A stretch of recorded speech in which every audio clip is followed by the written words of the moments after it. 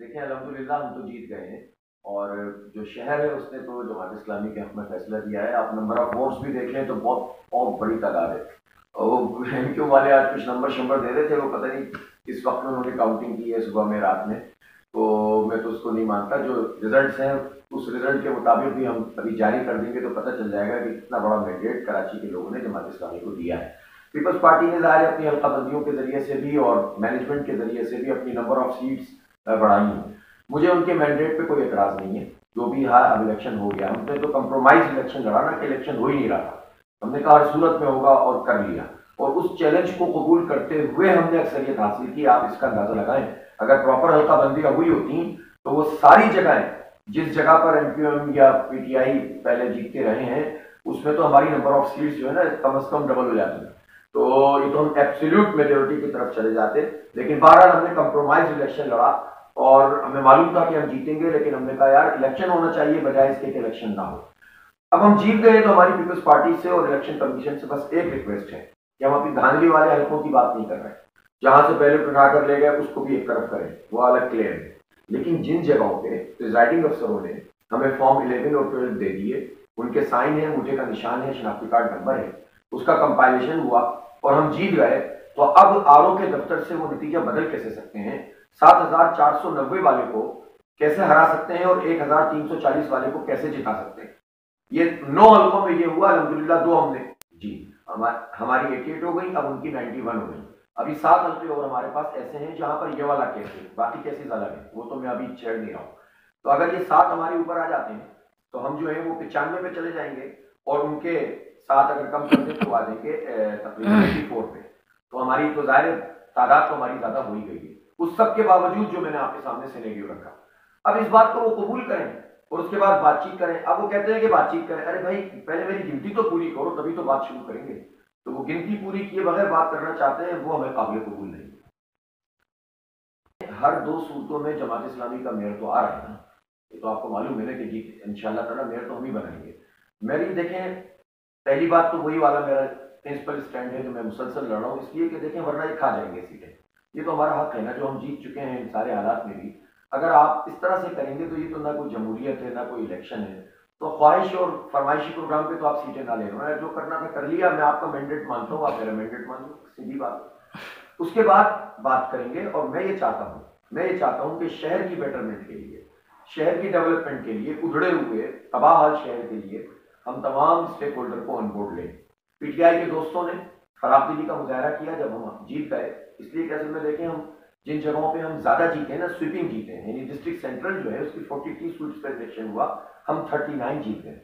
और ये वो सब जगह है जहां पर पीटीआई बहुत बड़ी अक्सरियत से जीती थी एमपीएम के मुकाबले में 2018 में।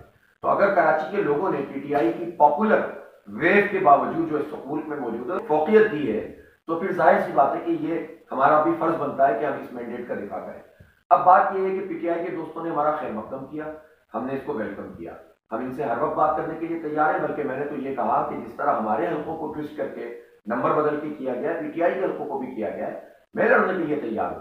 पीटीआई के बहुत से चेयरमैन हमसे बात कर रहे हैं, देखो कोई बात नहीं, जो जायज बात है, अगर यकीन करें, अगर ईमानदारी से बता रहा हूं, अगर कोई पीपल्स पार्टी के आदमी के साथ ये होगा ना, मैं उसके लिए भी खड़ा होगा।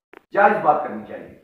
जब हम इतना बड़ा दिल, अगर इलेक्शन कमीशन अपना रोल प्ले करे और वाकई वो ईमानदार हैं, जैसा कि देखें उन्होंने बहुत सारी चीजों में स्टैंड लिया, मैं अप्रिशिएट करता हूं। बाय एंड लार्ज बदअमनी नहीं हुई इस इलेक्शन में, हुए वाकयात, लेकिन बाय एंड लार्ज नहीं हुई।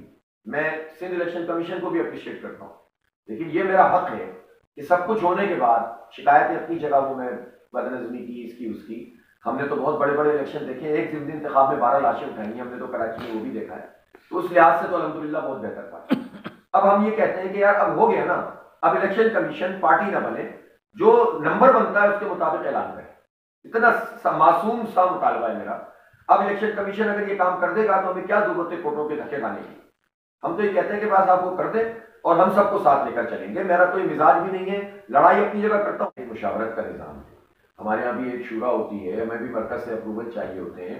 अब वो सब बात चल रही है, लेकिन हर जगह पर बात यहाँ पर आके अटक जाती है। आज मैंने अपनी पहले मरकज की मीटिंग हुई सिराज साहब की क़यादत में, और फिर उसके बाद मैंने अपने तमाम डिस्ट्रिक्ट के जिम्मेदारान के साथ मीटिंग की है अभी 2 घंटे पहले। सब ने इस बात से इत्तेफाक किया कि हाफिज साहब आप पहले गिनती पूरी करें, उसके बाद फिर बातचीत शुरू करें। तो बस बातचीत शुरू हो जाएगी, आप गिनती पूरी कर दें। बस मेरी तो इतनी सी बात है कि अक्सरियत तो फिर पीटीआई और जमात इस्लामी की है ना, तो सीधी साधा फार्मूला है। तो देखिए, मैं तो फिर भी आपसे ये कह रहा हूँ, देखिए मैं आपसे क्या कह रहा हूँ, जमात इस्लामी का मेयर तो बनना ही बनना है, लेकिन मैं ये चाहता हूं कि कंसेंसस हो जाए और शहर की बेटरमेंट के लिए सब काम करें। टर्नआउट कम था, 25 से 30% अगर वो कह रहे हैं, तो इतना तो सारे हमने अपने गली मोहल्लों में देखा है, तो ये कम था। लेकिन इसकी रीजन है ना, मेरे हिसाब से तो जिस तरह से इलेक्शन हुआ है, जिस कयामत से हमने इस काम को करवाया है, जितना लड़कर करवाया है, आखिरी 2 घंटे पहले भी कंफ्यूजन था कि नहीं होगा। जहां मुहिम चलाते थे लोग कहते इलेक्शन हो रहा है साहब, यानी पहला सवाल हमारा ये होता था कि इलेक्शन हो रहा है, मीडिया वाले इलेक्शन हो रहा है, रिपोर्टर इलेक्शन हो रहा है, इवन डीसी, आईजी, डीआईजी, क्या इलेक्शन हो रहा है। जहां यहां से सवाल शुरू हुआ, कैंपेन के खत चले गए, लेकिन आप उसके बावजूद भी देखें हम लगे रहे, नोटिफिकेशन लाए, ऑर्डिनेंस लाने के चक्कर में थे, महिला की साजिशें हो रही हैं, governor house, CM house, Bilawal house, वादराबाद, आनिया जानिया। मैं हैरान रह गया, इतने बेजान किस्म के इख्तियारात के साथ कराची में इलेक्शन, और पूरी पीडीएम और पूरी एमक्यूएम बिल्कुल इस तरह घोड़े खोलकर बैठ गए कि किसी सूरत नहीं होने देंगे। हमने करवाए, हम एक पार्टी है, हमने दिफा किया कि नहीं इलेक्शन होना चाहिए, और इलेक्शन कमीशन ने अल्हम्दुलिल्लाह इस बात को माना, और मैं उसको अप्रिशिएट करता हूं। तो 2 घंटे पहले तक भी लोगों को यकीन ना हो तो 10% भी निकलते ना, तो मैं सलाम पेश करता। ये तो 25-30% निकल गए, ये होप थी लोगों की, जिसकी वजह से लोग निकले और लोगों ने हमें वोट डाले। ये मिथ टूट जाना चाहिए कि महाजिर इक्वल टू एमक्यूएम, खत्म हो गया है। और ये तो 2018 में खत्म हो गया था, जब पीटीआई ने बहुत बड़े पैमाने पर महाजिरों के वोट हासिल कर लिए थे। उससे पहले 2005 में हमने 5 कौमी असेंबली की सीटें जीती थी, और बाकायदा डिस्ट्रिक्ट सेंटर में हमारे अच्छे खासे वोट थे एमपीओ के मुकाबले में, तो वो तो 2002 में। अच्छा, अब इस वक्त तो सूरत हाल ये है कि मेरी तमन्ना थी, मेरी ख्वाहिश थी कि एमपीओ इलेक्शन में हिस्सा ले। मुझे मालूम है कि उनकी पोजीशन नहीं थी, इसीलिए गए। ऐसा कैसे मुमकिन है कि एमक्यूएम जीत सकती होती अपनी मेन स्ट्रीम शहर में और इलेक्शन छोड़ देती। हल्काबंदियां पहले कौन सी सही होती थी, और जब सही करवानी थी तो सही करवाई नहीं इन्होंने। तो इन्होंने तो कहा भाई ये फेस सेविंग है, निकल जाओ। वरना अभी लाठी में इलेक्शन हुआ था, 8% वोट कास्टिंग हुई थी एमएनए का, जिसमें एमक्यूएम का एमएनए जीता है। तो मैं ये कहूं कि चूंकि हमने स्किप किया था तो हम जीत गए और एमक्यूएम हार गई। तो भाई आप जिंदगी इंतखाब में 8% वोट लेके आप जीत जाए तो जायज, और बल्दियाती इंतखाब में 25 से 30% वोट लेके जमात इस्लामी एमक्यूएम डोमिनेटेड हर इलाके में स्वीप कर दे, क्लीन स्वीप। मैं आपको बता रहा हूं ना, 42 में से 39 सीटें डिस्ट्रिक्ट सेंट्रल, 25-30 सीटें डिस्ट्रिक्ट ईस्ट, और इसी तरह डिस्ट्रिक्ट कोरंगी में हमने स्वीप किया। लाडी में 9 में से 9 सीटें जीती हैं, कोरंगी में जीती हैं, शाफेजल टाउन में, मॉडल टाउन में, मलिर, सब जगह, औरंगी टाउन में। तो अल्हम्दुलिल्लाह आप डिस्ट्रिक्ट सेंट्रल जानती हैं, लियाकताबाद, गोलीमार, नाजमाबाद, नॉर्थ नाजमाबाद, फिर गुलशन इकबाल ईस्ट में, फिर गुलिस्तान जौहर, और इधर सोसाइटी, सब जगह क्लीन स्वीप। तो जब हमने इतना अल्हम्दुलिल्लाह जीता है, तो ये सारे वही इलाके हैं जो मेन स्ट्रीम शहर के इलाके हैं, जो एमक्यूएम के इलाके हैं जी, ठीक ठाक है। हाँ, मैं आपको बताता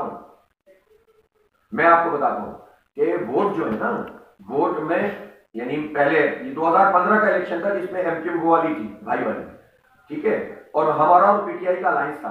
तो मेरी वाली सीट पे 4200 वोट लिए थे एमक्यूएम ने, और 2222 लिए थे मैंने। इस मरतबा हमारे वोट है 6338, और सेकंड नंबर पर पीटीआई है जिसके वोट है 1900 कुछ, फिर भी 1000 या 800 वोट हैं पीपी के और कुछ थोड़े थोड़े। हमारी एक और उसकी बराबर नॉर्थ नाजमाबाद वाली सीट पे 9000 वोट लेकर हमारा कैंडिडेट जीता है, और पीटीआई के हैं 3000। तो ट्रेंड देखें, ये महाजिर आबादी है। तो इसका मतलब है अब एमक्यूएम के साथ एसोसिएटेड नहीं रहे लोग, अब एसोसिएट थे पीटीआई के साथ। अल्हम्दुलिल्लाह हमने मेन स्ट्रीम कराची को विन कर लिया है, और लोगों ने हमारी नैरेटिव को बताएं क्यों वोट लिए हैं भाई, लोगों ने देखा। आप अभी सर्वे कर लें, आसमां आ जाए आप कराची में, तो कहता हूं आपसे बार बार, कराची छोड़ी दी आप लोगों ने, यही तो मसला है कराची का। आए और गली मोहल्लों में घूमे। इस वक्त लोग कहते हैं भाई ये मुमकिन ही नहीं है, पीपल्स पार्टी 50 साल भी काम कर लेना तो कराची की नंबर 1 पार्टी नहीं बन सकती है, मैनेजमेंट कर सकती है, बस नंबर पूरे करें। कल हम फिर आरोस के पास जा रहे हैं, आज हमारा एहतजाज चल रहा है, पूरे मुल्क में एहतजाज हुआ है, पूरा मुल्क। देखिए मैं आपको एक बात बताऊं, बल्दियाती इलेक्शन किसी को पता ही नहीं था 3-4 दिन पहले। आज पोजीशन ये है कि पूरा मुल्क अल्हम्दुलिल्लाह कराची के साथ खड़ा हुआ है। जमात इस्लामी के अमीर ने एहतजाज की कॉल दी, सिराजुल हक साहब ने, हर जगह मुजाहरे हुए और अच्छे मुजाहरे हुए, टोकन नहीं हुए। और अब हम कल हम एक बहुत बड़ी कॉल देने जा रहे हैं, क्योंकि देखिए हम क्यों दें भाई किसी को, हमारा जो हक है, कराची के अवाम का हक है कि उन्होंने वोट दिया है उसको कबूल करें। तो फिर उसके बाद मेयर की बात होगी, अभी तो रिजर्व सीट्स भी होंगी, पहले तो उसका पहला मरला हुआ 33% औरतों की, खवातीन की हैं।